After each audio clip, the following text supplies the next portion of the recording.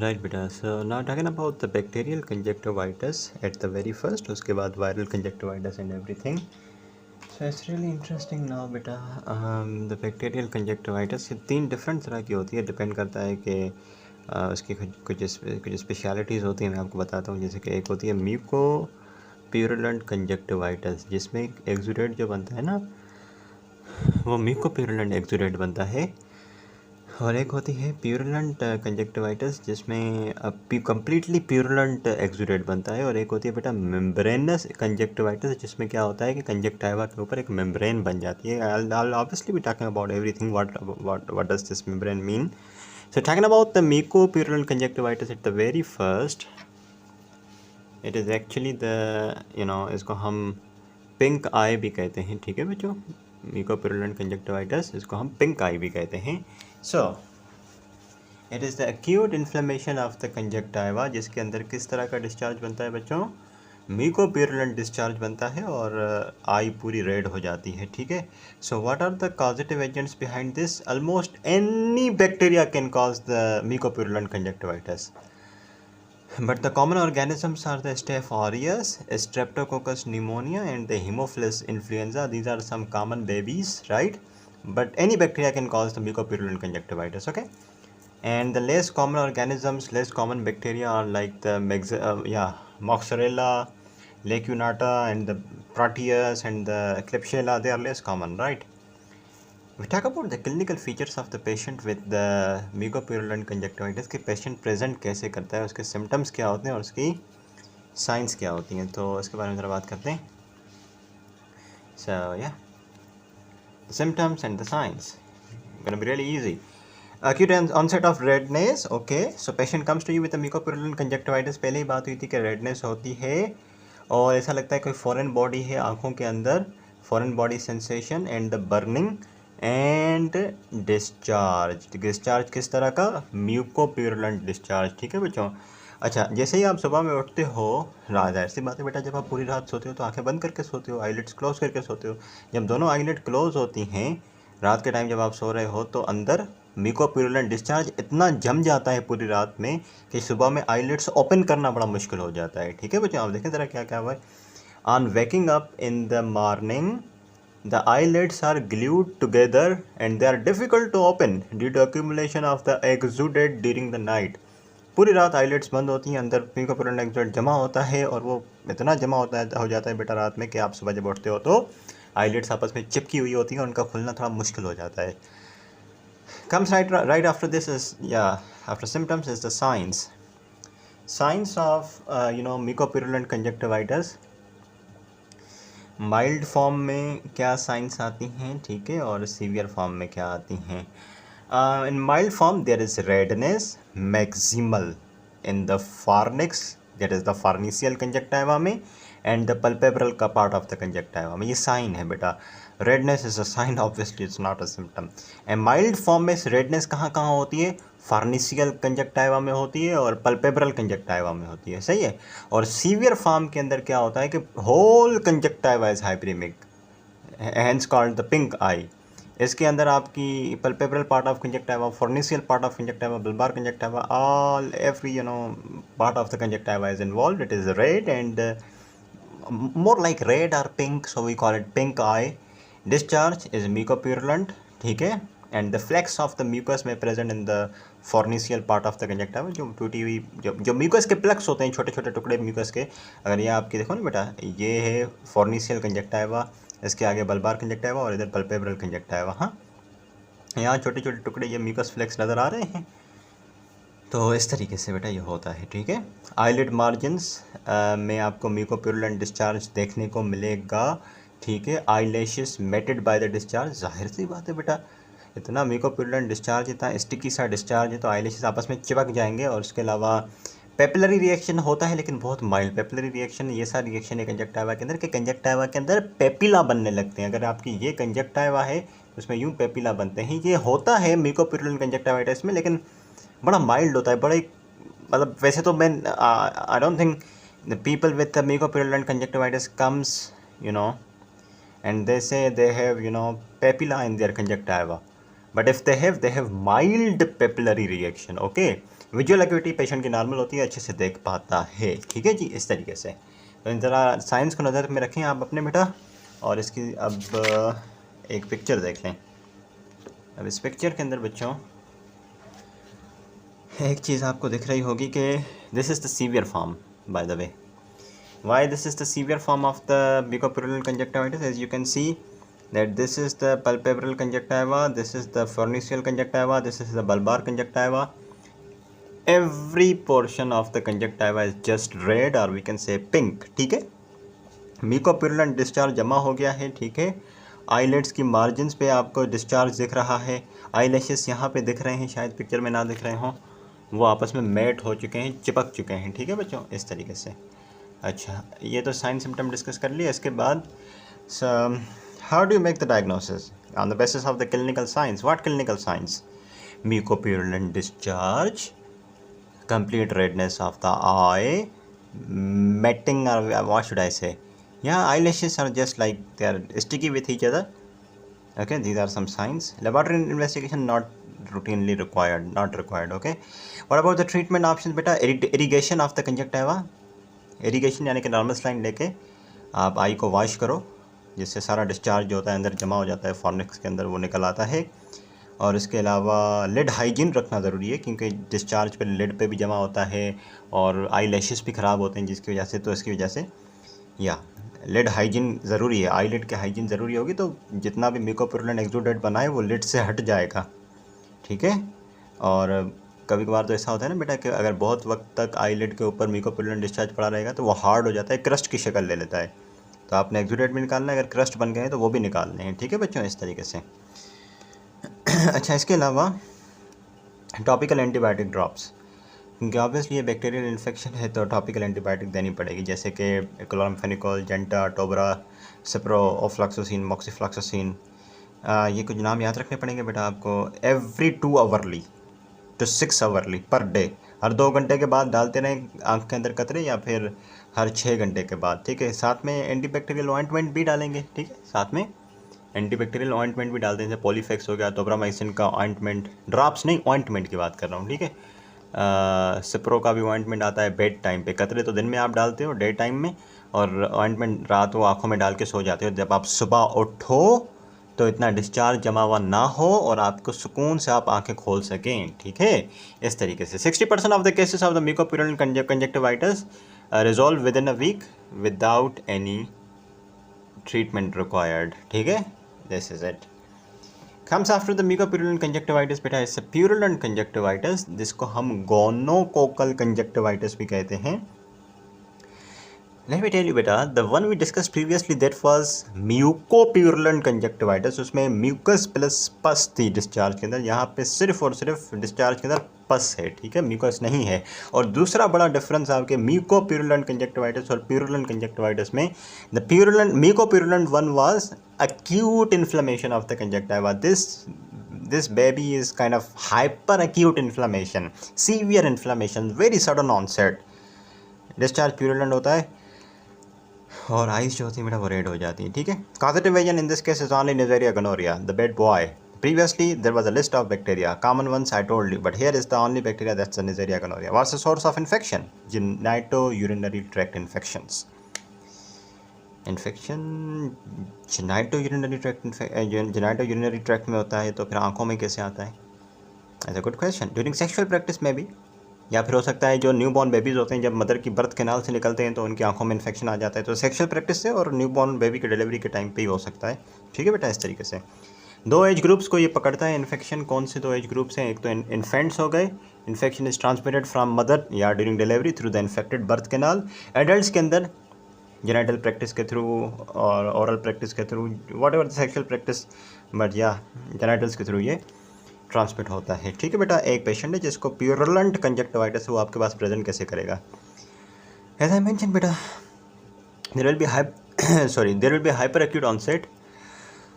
What about the discharge? Discharge will be very much profuse, क्योंकि इसमें mucus है ही नहीं, सिर्फ और सिर्फ पस है। It will be very much thick creamy pus leaking out of the eye, just like this. Let me show you. Is it mucopurulent? No, it's kind of very thick, creamy pus leaking out from the eye. आँखों में ज़ाहिर सी बात है discomfort होगी बेटा, और pen होता है। वैसे नहीं होता, अगर कंजक्टिवा के साथ कॉर्निया भी इन्वॉल्व हो जाए तो फिर पेन होता है, ठीक है। साइंस की बात करें तो आईलेट्स, ज़ाहिर सी बात है एडिमेटस होगी। इतनी मोटी आईलेट कभी आपने देखी नहीं, एडिमेटस है, ठीक है। तो इतनी एडिमेटस होती है आई कि आईलेट के आप आईलेट को ऊपर कर नहीं पाते। जब पेशेंट की आईलेट ऊपर करते हो ना आप अंदर एग्जामिन करने के लिए, तो पेशेंट को बड़ा दर्द होता है, difficulty to examine the conjunctiva, ठीक है बेटा। Peri ocular oedema and tenderness में भी प्रेजेंट। ये जो पेरी ऑक्यूलर रीजन है ना आई के अराउंड का, यहाँ पे हाथ लगाओगे तो टेंडरनेस होगी, दर्द होगा और एडिमा हो सकती है। और डिस्चार्ज तो बेटा ज़ाहिर है प्यूरुलेंट है। क्या रखा आपने जहन में symptoms? Hyper acute onset, pain है सिर्फ जब कॉर्निया इन्वॉल्व हो, प्यूरुलेंट पस आ रही है, ठीक है, प्यूरुलेंट डिस्चार्ज आ रहा है, ठीक है। Eyelids edematous, okay, discharge purulent. What else? Periocular region में भी एडिमा और टेंडरनेस मिलेगी, ठीक है बेटा, it's very easy. Few more signs बेटा down there. Hyperemia of the conjunctiva, इसकी वजह से पूरी रेड कंजक्टिवा हो जाती है, deep red and velvety in colour, ठीक है। Chemosis of the conjunctiva is severe with और without membrane formation. Membrane formation इसमें नहीं होती, मेम्ब्रेन तीसरी टाइप में बनेगी कंजक्टिवाइटिस की, जिसको हम आगे डिस्कस करेंगे। इसके अंदर एक तो हाइपरीमिया होती है, यानी कि रेड आई हो जाती है, वो तो कोई शक ही नहीं होती। कीमोसिस का मतलब होता है कि कंजक्टिवा के अंदर एक्सुडेट का जमा होता है। नॉर्मली क्या होता है, ये एक्सुडेट बाहर लीक कर रहा होता है, लेकिन यहाँ पे अगर कीमोसिस हो कीमोसिस हो यानी कि एक्सुडेट जमा हो जाए कॉर्निया अंदर कंजक्टिवा में, बड़ा हार्ड हो जाए, तो उसको कीमोसिस कहते हैं एक्चुअली। उसके अलावा दो और चीज़ें बेटा, कॉर्निया इन्वॉल्व हो भी सकती है, नहीं भी हो सकती। अगर हो जाए कॉर्निया इन्वॉल्व तो कॉर्निया में अल्सर बन जाता है, ठीक है, और बहुत पेनफुल कंडीशन होती है वो। और साथ में बेटा लिम्फ नोड भी इन्वॉल्व होते हैं, तो they lead to the preauricular lymphadenopathy. जो आपके पिन्ना के आगे लिम्फ नोड होते हैं वो बड़े हो जाते हैं और सुपरेटिव होते हैं, वो वहाँ से भी पस निकलता है, ठीक है बच्चों। तो अब ज़रा थोड़ा सा गौर से देखो आप, तो बहुत सिंपल सा है। सिम्टम्स मैंने क्या बताया, हाइपर एक्यूट प्रेजेंटेशन है, पस ही पस आ रही है, ठीक है, आई से। पेन होगा जब कॉर्निया इन्वॉल्व हो, ये तो ख़त्म हो गया। साइंस आईलिड की देखो ना, स्टेप बाय स्टेप चलो। ओके, यहाँ से स्टार्ट करो। आईलिड एडिमा है, ठीक है, गुड हो गया। अच्छा आईलिड में एडिमा है। ये जो पेरी ऑर्बिटल रीजन है, पेरी ऑरिकुलर रीजन है, इसमें भी एडिमा और टेंडरनेस है, ठीक है। एक तो फिर यहाँ आ जाओ, डिस्चार्ज किस तरह का है, प्यूरुलेंट है। उसके अलावा 1 2 3, अब यहाँ आ जाओ तो पूरी रेड जो है आपकी कंजक्टिवा है, अंदर कीमोसिस है, अल्सर बन सकता है, और फिर लिम्फ नोड का बता दो। What about the complications of this condition बेटा? Complications of purulent conjunctivitis include the corneal ulcer, वो तुमने बता दिया। अगर कॉर्निया इन्वॉल्व हो जाए, आयरस की भी इन्फ्लेमेशन हो सकती है, इन्फेक्शन आयरस के पास भी जा सकता है, उसको हम आयराइटस कहते हैं। या फिर आयराइटस के साथ आयरिडोसाइक्लाइटिस हो, इसको इसमें सिर्फ आयरस की इन्फ्लेमेशन नहीं होती, इसमें साथ में सीलियरी बॉडी की भी इन्फ्लेमेशन होती है, ठीक है बच्चों। I hope you remember what is this iris and ciliary body from the anatomy part, right? Let's go to the next page and we'll see what about the diagnosis. How do you come to know? Okay, this is the purulent conjunctivitis. Exactly. Clinical features. एक patient है जिसकी आंखें बहुत red हैं, आप बोलेंगे okay ये conjunctivitis है। आपको कैसे पता चलेगा कि ये म्यूकोप्यूरुलेंट है, प्यूरुलेंट है, या फिर कोई और है? इसमें लैब्स कराने की ज़रूरत पड़ जाती है, लेकिन सबसे इम्पॉर्टेंट जो आपको हिंट है वो है जेनाइटो यूरिनरी इन्फेक्शन। एक पेशेंट है जो कि आपके पास आता है, डॉक्टर साहब मेरी आंखें बहुत लाल हो चुकी हैं, इनसे पस ही पस आता है, और उसके अलावा मुझे जो है यूरिन पास करने में बड़ी जलन होती है, और मुझे जो यूरिन है वो बड़ा रुक रुक के आता है और उसमें बड़ी बर्निंग होती है। इसका मतलब पेशेंट को जेनाइटो यूरिनरी ट्रैक्ट का भी इन्फेक्शन है, और वहाँ से जो है इन्फेक्शन ट्रांसमिट हुआ है और ऊपर आँखों में आया है, ठीक है, इसकी वजह से भी। तो ये बहुत बड़ा ज़बरदस्त किस्म का हिंट है।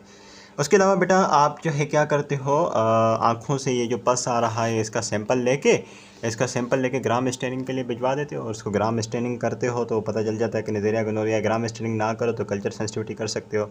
ट्रीटमेंट ऑप्शन इसमें हॉस्पिटलाइजेशन करनी पड़ती है पेशेंट की, ठीक है। कंजक्टिवा का सिमियर लेंगे, जो पस आ रहा है वहाँ से उसको वही ग्राम स्टेनिंग कल्चर सेंसिटिविटी के लिए भेज देंगे। सबसे पहला काम सफाई करेंगे, आँख की सफाई करना मतलब इरिगेशन करेंगे आँखों की, नॉर्मल लाइन लेके।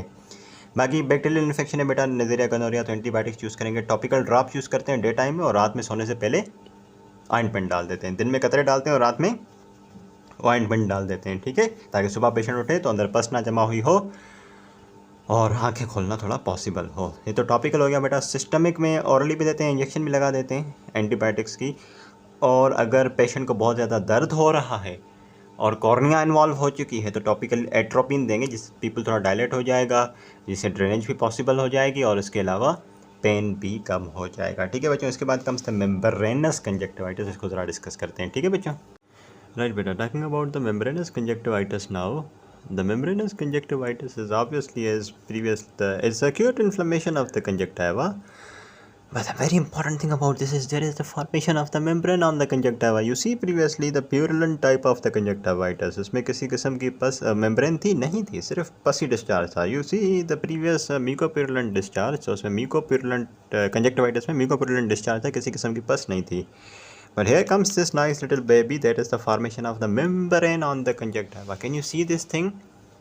ये मेम्ब्रेन पूरी की पूरी कंजक्टिवा के ऊपर बनती है, इसको हटाया है और ये बड़ी हार्ड सी लेयर होती है, मेम्ब्रेन होती है। इसके बारे में डिस्कस करते हैं कि मेम्ब्रेनस कंजक्टिवाइटिस के पीछे एटियोलॉजी क्या है, कौन से कॉजेटिव एजेंट से, खास करके कॉरोनी बैक्टीरियम जो है ना, डिप्थेरिया, वो करवाता है। It's very rare nowadays. What about the pathology? Actually क्या होता है, जैसे बैक्टीरिया ये आपकी आंखों में जाता है तो बड़ी वायोलेंट किस्म की इन्फ्लेमेशन कराता है कंजक्टिवा की, जिसकी वजह से क्या होता है, फिब्रिनस एक्सुडेट जमा होता है। म्यूकोप्यूरुलेंट में म्यूकोप्यूरुलेंट एक्सुडेट, प्यूरुलेंट में प्यूरुलेंट एक्सुडेट, यहाँ पे फिब्रिनस एक्सुडेट जमा हो जाता है। ठीक है, और फिब्रिनस एक्सुडेट जमा हो जाता है। ठीक है, सरफेस पे भी कंजक्टिवा के और अंदर कंजक्टिवा के सब्सटेंस के अंदर भी, और उसके नतीजे में एक मेम्ब्रेन बन जाती है। तो ये कॉर्नी बैक्टीरियम डिप्थेरिया एंटर हुआ, फिब्रिनस एक्सुडेट बना, ये बड़ा हार्ड हो गया, ड्राई हो गया, जिसकी वजह से एक मेम्ब्रेन बन गई कुछ इस तरीके से। ठीक है जी, राइट बेटा, this is what happens in this condition. The removal of the membrane is difficult and causes tearing of the epithelium and bleeding. यहाँ से इसको हटाने की कोशिश करोगे तो नीचे जो एपिथेलियम है कंजक्टिवा के, उसमें टीयर्स आएंगे और ब्लीडिंग भी होगी। ठीक है बच्चों, इस तरीके से। So this is the thing बेटा। ओके, पेशेंट प्रेजेंट कैसे करेगा? आईलिड्स के अंदर माइल्ड टू मॉडरेट स्वेलिंग होगी। वैसे तो ये कंजक्टिवा की कंडीशन है, लेकिन आईलिड्स के अंदर भी माइल्ड मॉडरेट स्वेलिंग होगी। ठीक है, डिस्चार्ज इसके अंदर मैं मानता हूँ कि मेम्ब्रेन जो होती है फिब्रिनस एक्सुडेट की मेम्ब्रेन बनती है, लेकिन जो डिस्चार्ज जो लीक करता रहता है, जहाँ से डिस्चार्ज आउट होता रहता है, वो सीरस डिस्चार्ज होता है बच्चों। ठीक है, मेम्ब्रेन होती है फिब्रिनस एक्सुडेट की, डिस्चार्ज होता है सीरस। ठीक है, keep this thing in your mind. Conjunctiva पे वाइटिश मेम्ब्रेन होती है फिब्रिनस एक्सुडेट की, वो पीछे डिस्कस हो गया। कहाँ पर होती है ये membrane? Palpebral and the forniceal part of the conjunctiva, but not on the bulbar conjunctiva. कहने का मकसद ये है कि जो मेम्ब्रेन हटाई है ना आपने, ये यहाँ पर नहीं थी, ये यहाँ पर मौजूद थी आपके जो पल्पेब्रल पार्ट ऑफ कंजक्टिवा और फॉर्निशियल पार्ट पे, यहाँ आगे नहीं बनती ये मेम्ब्रेन। ठीक है बच्चों, इस तरीके से। सो या अभी तक हमने क्या डिस्कस किया बच्चों क्लिनिकल प्रेजेंटेशन के अंदर? एक तो आईलिड्स की स्वेलिंग, दूसरा सीरस डिस्चार्ज, तीसरा मेम्ब्रेन होती है। कहाँ होती है ये आपको पता है। और चौथी बात मैंने आपको ये बताई बच्चों कि अगर आप इस मेम्ब्रेन को हटाओगे तो ब्लीडिंग होगी, नीचे एपिथेलियम में टीयर आएगा। अच्छा, अब मज़े की बात यह है कि जो हम डिस्कस कर रहे हैं वो डिप्थेरिक है ना, diphtheric membranous conjunctivitis Clostridium Corynebacterium diphtheria की वजह से।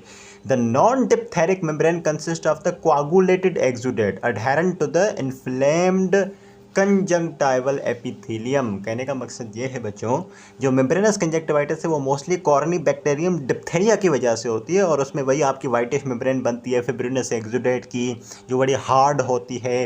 लेकिन कहने का मकसद अभी मैं ये कहना चाह रहा हूँ कि membranes conjunctivitis corny bacterium diphtheria के अलावा कुछ नॉन डिप्थेरिक बैक्टीरिया, जो कोई और बैक्टीरिया है, उनकी वजह से भी कभी कभार मेम्ब्रेनस कंजक्टिवाइटिस हो सकती है।